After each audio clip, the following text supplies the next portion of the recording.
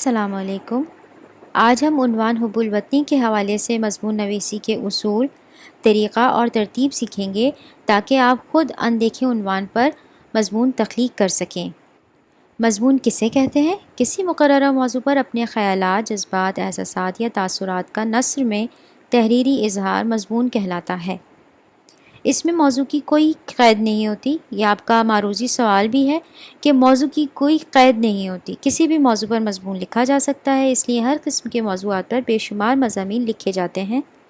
مضمون نویسی میں پہلے موضوع کا تعارف کرایا جاتا ہے جسے ہم تمہید کہتے ہیں، پھر دلائل دے کر بحث کی جاتی ہے اور اہم باتیں علمی پیرائے میں تحریر کی جاتی ہیں جسے ہم نفس مضمون کہتے ہیں، اور آخر میں مختصراً نتیجہ پیش کیا جاتا ہے جسے ہم اختتام کہتے ہیں۔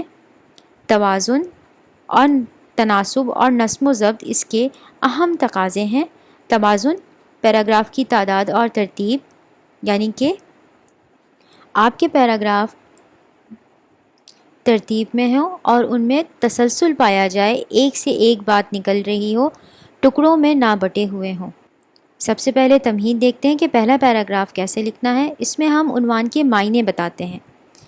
سب سے پہلے اگر عنوان ایسا ہے کہ جس میں معنی بتانے ہیں تو آپ معنی بتائیں گے۔ اس کے بعد تمام اہم نکات شامل کیے جاتے ہیں۔ تمام اہم نکات سے کیا مراد ہے کہ آپ نفس مضمون سے لے کر اختتام تک جو بات لکھنے والے ہیں وہ تمام اہم نکات میں شامل ہوتے ہیں۔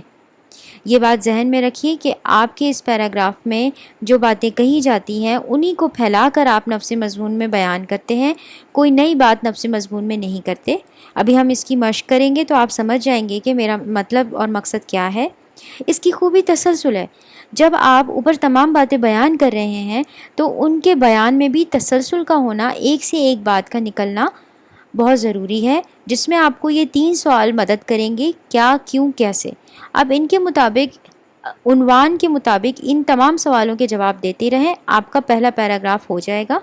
اب ہم اپنے منتخب کردہ عنوان پر اس کی مشق کرتے ہیں۔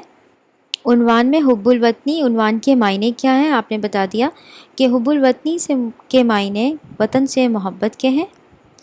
اب یہ وطن کیسے حاصل کیا؟ تو اس کو بیان کرنے کے لیے آپ بتائیں گے کہ ہمیں اپنے وطن سے بے انتہا محبت ہے، کیونکہ یہ وطن ہم نے بہت مشکلات، تکالیف، قربانیوں اور مسلسل جد و جہد کے بعد حاصل کیا ہے۔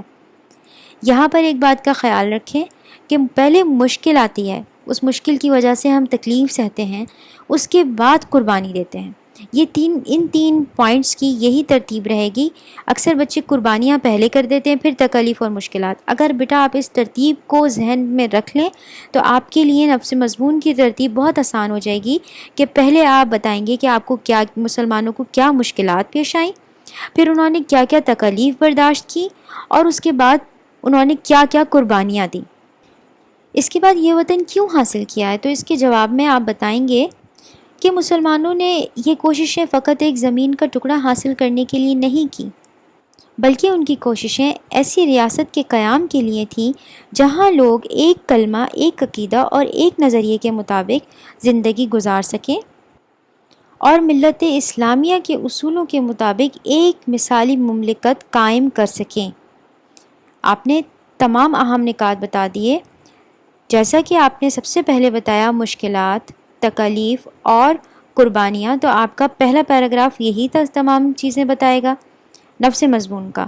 اس کے بعد آپ یہی بتائیں گے کہ یہ ایک نظریہ، ایک عقیدہ اور ایک کلمہ کیا ہے، اور اس کے بعد کہ ہم اس کو فلاحی ریاست کیسے بنا سکتے ہیں۔ یہ نفس مضمون اور اختتام سب ہم نے اپنی تمہید میں بیان کر دیا ہے۔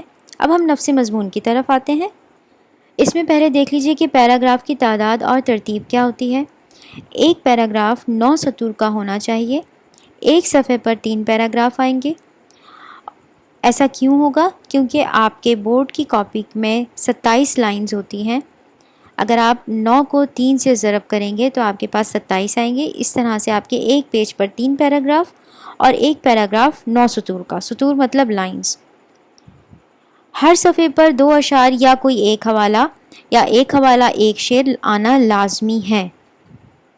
میں آپ کو یاد دلاتی چلوں کہ آپ نے تعریف میں پڑھا ہے کہ آپ کو یہ تمام باتیں علمی پیرائے میں کرنی ہے، تو علمی پیرائے میں کرنے کے لیے اشعار اور حوالوں کا آنا ناگزیر ہے۔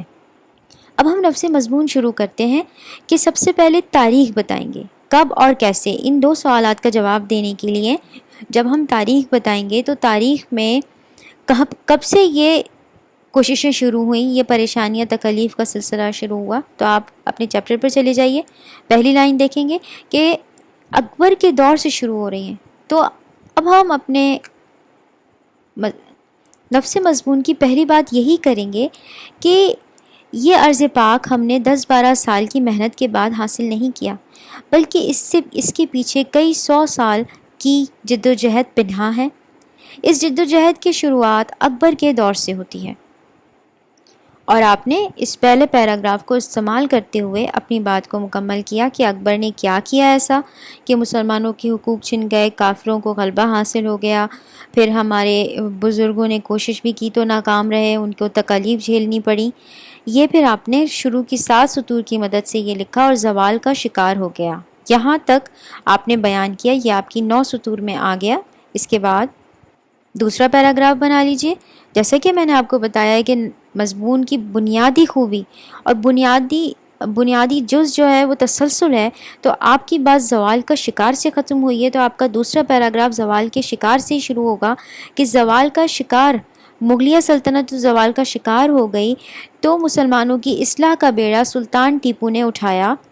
انہوں نے مسلمانوں کی اصلاح کے لیے دوسرے ممالک سے وفد بلائے، جو کہ آپ کے یہاں پر لکھی ہوئی ہے معلومات۔ آپ ان تمام معلومات کی مدد سے کہ چنانچہ میسور کے سلطان حیدر علی ان تمام نکات کو شامل کریں گے اور ایک حوالہ دیں گے جو کہ ان کا ہی ایک خط ہے جو تاریخی دستاویز کی حیثیت رکھتا ہے۔ ایک بات یاد رکھیں کہ فیڈرل بورڈ میں ہم ہیڈنگز نہیں ڈالتے، تو یہ ہیڈنگز نہیں ڈالنی، یہ صرف آپ کو بتایا گیا ہے۔ میں ٹیپو سلطان بن حیدر علی خان آپ کو یہ بتا دینا بہتر اور ضروری سمجھتا ہے کہ میں ملک کا ایک ادنا خادم ہوں اور اپنے ملک کو اپنی ماں کا درجہ دیتا ہوں، اور میری فوج اور علاقے کے ہر محب وطن کو وطن پر قربان کر کے بھی اگر ملک اور قوم کو بچا سکا تو یہ میری خوش نصیبی ہوگی۔ آپ دیکھیں کہ آپ کو کہیں سے نہیں لگے گا کہ یہ ایک ایسے دور کی تخلیق کا خط ہے کہ جب پاکستان نہیں بنا۔ آپ اس خط میں بھی پاکستان کو بنتا دیکھ سکتے ہیں۔ آپ نے اس خط کا حوالہ دیا، چاہے تو آپ اس میں سے کچھ سطور لے لیجئے اور ایک حذف کی علامت لگا دیجئے، چاہے تو یہ سارا لیں اور بیچ میں لکھیں گے، نیلے قلم سے لکھیں گے، پورا مضمون سیاہ قلم سے آئے گا۔ یہ لکھنے کے بعد آپ لکھیں گے لیکن وہ کامیاب نہیں ہو سکے کے لیے آپ واپس پچھلے صفحے پر جائیے، اور آخری یہ جو لائن ہے کہ باہمی نفاق کی وجہ سے کوششیں کی لیکن ملک کے دوسرے سرداروں نے ان کا ساتھ نہیں دیا، اس لیے ناکامیاب ہو گئے، یہاں سے آپ یہ سطر لیتے ہوئے اپنا دوسرا پیراگراف بھی مکمل کر لیں گے۔ اس کے بعد تیسرا پیراگراف جس میں آپ جنگ آزادی میں شکست بتائیں گے۔ آپ نے بتایا کہ سلطان ٹیپو کو شکست ہو گئی، تو اب ان کی شکست کی وجہ سے ہمیں کہاں شکست ہوئی۔ آپ کے تیسرے پیراگراف کا پہلا لفظ 1857 ہونا چاہیے۔ 1857 کی جنگ آزادی میں بھی مسلمانوں کو شکست حاصل ہو گئی، یوں مسلمان بے یار و مددگار ہو گئے۔ ایسے میں سر سید جو کہ مسلمانوں کی اصلاح کا بیڑا اٹھائے ہوئے تھے اور مسلمانوں کی اصلاح کے خواہاں تھے، انہوں نے انگریزوں سے مفاہمت کو غنیمت جانا۔ یہ جو لائن ہے آپ کی، یہاں سے پھر پورا آپ بیان کر دیں گے بیٹا، اس والی لائن سے کیا احساس کمتری کو دور کرنے کی کوشش کی۔ اب آپ جنگ آزاد سر سید کی کوششوں سے مسلم لیگ قائم ہوئی، کیونکہ سر سید نے انگریزی تعلیم حاصل کرنے کے لیے مسلمانوں کو راغب کیا اور مسلمانوں کو بتایا کہ آپ کی بے عملی کی وجہ سے آپ کو شکست ہوئی ہے۔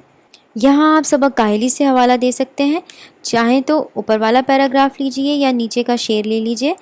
یہ میں نے حوالہ اس لیے لکھا ہے کیونکہ آپ یہ 9ویں جماعت میں پڑھ کر آئے ہیں، تو آپ کے لیے اس کو یاد کرنا اور اس کو ریکال کرنا بہت آسان ہے۔ آپ اس کو لکھ سکتے ہیں یا اس چیپٹر سے کوئی بھی لائن لے سکتے ہیں جس میں سر سید نصیحت کر رہے ہیں کہ آپ عمل کی طرف آئیے، یا تو یہ لیجئے یا یہ شعر لے لیجئے، جیسا آپ چاہیں۔ یہ مس پرنٹنگ ہے یہاں پر، تو آپ یہ لکھا ہوا ہے، ترستے ہیں کہیں کچھ لوگ روٹی کے نوالوں کو، کہیں ہر شام شہزادے شرابوں میں نہاتے ہیں، کبھی سوکھے ہوئے پیڑوں کا وہ ماتم نہیں کرتے، ہوں جن کے ذہن تعمیری نئے پودے لگاتے ہیں۔ اس کے بعد چوتھا پیراگراف شروع ہو جائے گا جس میں ہم سر سید کی کوششوں سے مسلم لیگ کا قیام بتائیں گے کہ سر سید کی کوششوں سے مسلم لیگ کا قیام تو ہو گیا، لیکن ہندو ہمیں دھوکہ دیتے رہے، اور اس کے میں بنگال کا جو قصہ ہے کہ بنگال کو ہم سے علیحدہ کر دیا، یہ تمام پوائنٹس آ گئے۔ آپ اس پیراگراف میں صرف اتنا ہی بیان کریں گے اور ہندوؤں کا رویہ بیان کریں گے کہ وہ سنگھٹن اور شدھی کی تحریکیں چلانا چاہتے تھے تاکہ ہم مسلمانوں کا وجود ختم ہو جائے۔ یہ آپ کا چوتھا پیراگراف ہو گیا جو کہ آپ نے اسی چیپٹر کی مدد سے اپنے سوالات کی جوابات کی مدد سے ہی لکھا ہے۔ اب سر سید کی کوششوں کے بعد آپ کے چیپٹر میں بھی جس کا ذکر آ رہا ہے، جس شخصیت کا، کہ جب ہمیں سر سید کی کوششوں کے بعد بھی انگریزوں سے دھوکہ ہو گیا، تحریک خلافت میں شکست ہو گئی، تو تحریک خلافت میں شکست کی وجہ کیا تھی اور انگریزوں نے ہمیں دھوکہ کیوں دیا، یہ تمام باتیں آ جائیں گی۔ اور اس میں جو تحریک خلافت کا آپ نے جواب یاد کیا ہے کہ سلطنت ٹکڑے ٹکڑے ہو گئی، یہ ایز اٹ از ایک ایک بات دونوں مولانا کے نام، مولانا شوکت علی اور مولانا محمد علی جوہر، دونوں کے ناموں کے ساتھ آپ تحریک خلافت کی شکست کا بتائیں گے۔ اسی سوال کے جواب کے بعد آپ کا چھٹا پیراگراف شروع ہو جائے گا جس میں آپ ترتیب دیکھ رہے ہیں کہ ہمیں اکبر کے دور سے شکست ہوئی، پھر ہمیں سلطان ٹیپو کو شکست ہوئی، پھر 1857 میں شکست ہوئی، پھر ہندوؤں سے مفاہمت میں شکست ہوئی، پھر ہندوؤں سے دوستی میں شکست ہوئی۔ تو اس کے بعد علامہ اقبال نے یہ فیصلہ کیا کہ اب ہم ایک دوسرے کے ساتھ نہیں رہ سکتے، اور اس میں ان کا خطبہ الہ آباد جو کہ اس میں بیان ہوا ہے وہ آ جائے گا۔ اور تحریک خلافت کی شکست کے بعد علامہ اقبال نے یہ فیصلہ لیا ہے، یہ بات آپ ذہن میں رکھیے گا کہ ہم نہ انگریزوں کے ساتھ رہ سکتے نہ ہندوؤں کے ساتھ۔ ایسا کیوں ہے؟ ہم کیوں نہیں رہ سکتے؟ اس لیے ہمیں علامہ اقبال کے خطبے سے کچھ سطور شامل کرنی ہوں گی۔ آپ چاہیں تو اوپر والے پیراگراف لیں یا نیچے والے، یہ میں نے دو اس لیے دیے ہیں کہ آپ کو جو آسان لگے آپ کوئی بھی ایک لے لیجئے، جس میں علامہ اقبال بتا رہے ہیں کہ ہم دو الگ قومیں ہیں، ہم ایک ساتھ نہیں رہ سکتے، ہماری نظریہ سیم نہیں ہے، ایک جیسا نہیں ہے، اور ہم میں بہت فرق ہیں۔ ان میں سے کوئی ایک نقطہ آ جائے گا جو کہ صفحے کے درمیان میں آپ لکھیں گے۔ اس کے بعد آپ نیا پیراگراف بنا لیں گے جو کہ آپ کا 7واں پیراگراف ہے۔ آپ پیراگراف کی تعداد پر نہ جائیے، آپ یہ دیکھیے کہ آپ کے مضمون سے ہی ہم ہر پیراگراف بنا رہے ہیں، اور جتنے زیادہ پیراگراف ہوں گے اتنا آپ ایگزامنر کو اٹریکٹ کر سکتے ہیں۔ یہ ہیومن سائیکی ہے کہ وہ پیراگراف جب نیا بن رہا ہوتا ہے اس کی نگاہ اسی پر جاتی ہے، کوئی حوالہ ہوتا ہے چیکر کی نگاہ اسی پر جاتی ہے، کوئی اشعار ہوتے ہیں ان چیکر کی نگاہ اسی پر جاتی ہے۔ تو آپ اس چیز کا خیال رکھیں کہ آپ کے پیراگراف بنے ہوئے ہوں، اس لیے ہم نے پیراگراف زیادہ رکھے ہیں، ورنہ یہ آپ کا 4 صفحات کا ہی ہے، کوئی طویل نہیں ہے۔ 7واں پیراگراف کیا بیان کریں گے کہ علامہ اقبال کے مطالبے پر قائد اعظم کا عمل۔ علامہ اقبال نے مطالبہ کر دیا جو کہ خطبہ الہ آباد آ گیا۔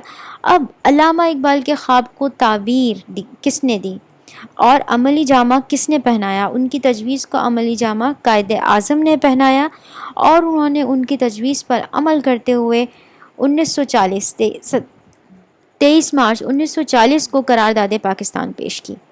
قرارداد پاکستان آپ 7ویں 8ویں جماعت سے پڑھتے آئے ہیں، اس کا بنیادی جو حوالہ ہے اجلاس میں جو خطاب کیا تھا اس کو بیان کر دیجئے۔ اس میں سے چاہیں تو 4 لائنز لکھ لیجئے، کوئی ضروری نہیں ہے کہ آپ یہ ساری لیں، لیکن یہ وہ باتیں ہیں جو آپ کی پہلے سے پڑھی ہوئی ہیں۔ آگے بڑھ جائیں۔ اب ہم 8ویں پیراگراف کی طرف جب آئیں گے تو ہم بتا دیں گے کہ پاکستان اس طرح معرض وجود میں آ گیا جس میں عام عوام نے بے انتہا قربانیاں دی۔ عام عوام کے ساتھ اب اسلاف کا لفظ، ہمارے بزرگوں کا لفظ، آباء و اجداد کا لفظ ضرور استعمال کریں گے کہ ہمارے آباء و اجداد نے بے انتہا قربانیوں کے بعد یہ وطن حاصل کیا ہے، اور انہوں نے ایسی قربانیاں دی ہیں جن کو الفاظ میں بیان نہیں کیا جا سکتا۔ ان قربانیوں کا ذکر کرتے ہوئے آپ پہلے یہ بتائیں کہ مال دولت اور اسباب کا لٹ جانا، کہ ان کی جو اتنی قدیم جائیدادیں تھیں ان کو وہ تمام وہاں چھوڑ کر آنا پڑا صرف اس لیے تاکہ وہ ایک ایسی ارض پاک کو آباد کر سکیں جہاں پر اسلام کا بول بالا ہو۔ اس میں پھر یہ شعر لازمی لکھیں: ان گنت یعقوب گزرے ایک راہ صبر سے، ان گنت یوسف ہوئے پابند زندہ جبر سے، تب یہ ایک سورج ہے ابھرا ظلمتوں کی قبر سے۔ میری کوشش رہی ہے کہ آسان ترین اشعار ہوں، امید ہے کہ یہ شعر آپ کے لیے آسان ہوگا اور آپ اس کو آسانی سے یاد کر سکیں گے۔ اسی طرح سے 90 پیراگراف میں آپ قربانیوں، جانوں کا جانا اور قتل و غارت بتائیں گے. مال و دولت تو بتا دیا، لیکن جانوں کے بارے میں بھی بتائیں گے کہ ماؤں کے سامنے ان کی اولادوں کو چیر دیا گیا. یہ بہت دردناک واقعہ تھا کہ ان کی آنکھوں کے سامنے بچوں کو ان کی چیر دیا گیا، ان کی ماؤں کے سامنے ان کی اولادوں کو مار دیا گیا. وہاں ہماری ماؤں بہنوں کی عزتیں محفوظ نہیں تھیں. کتنے ہی لوگوں نے اس سفر میں اپنی جانیں قربان کر دی. اب جبر کی ارزانیاں تھی، ظلم کی برسات تھی، آگ کے بادل گرے تھے، خون کی برسات تھی. صبح آزادی سے پہلے 100 برس کی رات تھی. سر کٹائے ہیں ہزاروں تو ہوئے ہیں سر بلند، صدقہ خون شہیدہ ہے یہ خاک ارجمند. یہ بات بیٹا آپ نے اشعار میں لکھی کہ جو کہ ان کی قربانیوں کا احاطہ کر سکتی ہے. یہ آپ اچھے سے یاد کر کے لکھیے. یہ ہمارا 9واں پیراگراف بھی ہو گیا. اس کے بعد 10واں پیراگراف، جس میں اب ہم ایک نظریہ، ایک عقیدہ اور ایک کلمے کا بیان کریں گے کہ اس کے تحت ہم نے ایک الگ وطن حاصل کیا ہے، جس میں آپ یہ والے پیراگراف سے کہ مسلمانوں کی قومیت ایک نظریاتی قومیت ہے، اس میں سے آپ جہاں یہ لائن آ رہی ہے کہ ایک نظریہ، ایک عقیدہ اور ایک کلمہ، انہی لائنز کی مدد سے آپ یہ بیان کر دیں گے کہ ہمارا مقصد ایک ایسی ملت اسلامیہ کا قیام تھا کہ جہاں پر لوگ اسلام کے مطابق زندگی گزار سکیں. جب آپ یہ بتائیں گے کہ آپ کا موٹو کیا تھا، آپ کا نظریہ کیا تھا، تو اس کے ساتھ ہم کمپیئر کریں گے کہ ہم جن کے ساتھ رہ رہے تھے ان کا کیا نظریہ تھا. اس کے لیے آپ نیا پیراگراف بنا کر مشرقی قومیت اور مغربی قومیت کا موازنہ کر دیں گے، جو کہ آپ کے سوال کا جواب ہے کہ مشرقی قومیت کسے کہتے ہیں اور مغربی قومیت کسے کہتے ہیں. بالکل آپ سوال کا جواب ایز اٹ از لکھ دیں گے، اور مغربی یہ جو قومیت کا فرق ہے وہ اس علامہ اقبال کی اس شعر کی مدد سے واضح کریں گے. یہ بند پورا لازمی آئے گا. اس کے بعد ہمارے نفس مضمون کا آخری پیراگراف، 12واں پیراگراف، جس میں ہم فلاحی ریاست کا قیام بتائیں گے کہ فلاحی ریاست کا قیام کیسے اور کیوں کر ہو، جس میں آپ کا لاسٹ پیراگراف آ جائے گا. یہ لاسٹ نظریہ پاکستان کا مقصد پاکستانیوں کی، یہ آپ نے بات کی، جس میں سے جو پوائنٹ آپ کو یاد کر سکتے ہیں، آپ کے لیے آسانی ہو، آپ فلاحی ریاست کے قیام میں وہ شامل کر لیں گے. آپ اس پیراگراف میں اس میں سے کوئی ایک شعر بھی لکھ سکتے ہیں، یا تو یہ بند یا تو یہ شعر لے سکتے ہیں. اس کی مدد، ویسے یہ اوپر والا بہت آسان ہے، دیکھنے میں بڑا ہے، تو آپ اس کو آرام سے یاد بھی کر سکتے ہیں اور شامل کر سکتے ہیں، یا تو نیچے والا یا اوپر والا، جو آپ کو آسان ہو. اب ہمارا اختتام ہو جاتا ہے. اختتام ہمیشہ موجودہ دور سے ہوتا ہے، جس میں ہم امید، موجودہ دور اور دعا کرتے ہیں. ترتیب یہی رہتی ہے کہ پہلے ہم موجودہ دور بتاتے ہیں، پھر امید اور پھر دعا. موجودہ دور جب آپ کا ہے تو اس کے لیے آپ سیکنڈ لاسٹ پیراگراف دیکھیں کہ پاکستان نے اپنے قیام سے اب تک، یہ جو اب تک ہے یہ آپ کا موجودہ دور ہے. تو یہ پورا پیراگراف بیٹا ایسے ہی آ جائے گا. ٹھیک ہے کہ موجودہ دور سے ریلیٹڈ آ گیا، جس میں ہم نے بتا دیا کہ اب ہمیں کیا کرنا ہوگا. اس پیراگراف میں خاص خیال رکھیں کہ چاہیے کا لفظ نہیں آتا، کیونکہ آپ ایک اتھارٹی کو اپنا ایسے دکھا رہے ہوتے ہیں. آپ اس کو یہ نہیں لکھ سکتے کہ تمہیں کرنا چاہیے یا ہمیں کرنا چاہیے. آپ اوور آل بیان کریں گے، جو کہ جیسا کہ اس میں بیان ہو رہا ہے، بنا سکتے ہیں، کر سکتے ہیں، ایسے کر کے. اور پھر امید ظاہر اور دعا کے لیے امید اس میں ہی آ گئی کہ امید کرتے ہیں کہ پاکستان ضرور ایک شاندار ریاست بن جائے گا. آخر میں دعا کے لیے اشعار استعمال کریں گے، جو کہ آپ کی بارہا پڑھی ہوئی دعا ہے. دعا کے بعد آمین ضرور لکھیے گا، یا تو اوپر والے اشعار لے لیجئے یا نیچے والے کہ خدا کرے کہ میری عرض پاک پر اترے وہ فصل گل جسے اندیشہ زوال نہ ہو. یہاں جو پھول کھلے وہ کھلا رہے صدیوں، یہاں خزاں کو گزرنے کی بھی مجال نہ ہو. یا پھر صبح آزادی کا سورج جسم و جاں کا قرض ہے، اس کی کرنوں کی حفاظت اب تمہارا فرض ہے. یہ شعر کے ساتھ بھی آپ ختم کر سکتے ہیں. آج کے لیے اتنا ہی، شکریہ. اب آپ منتخب عنوان پر لکھنے کی مشق کریں.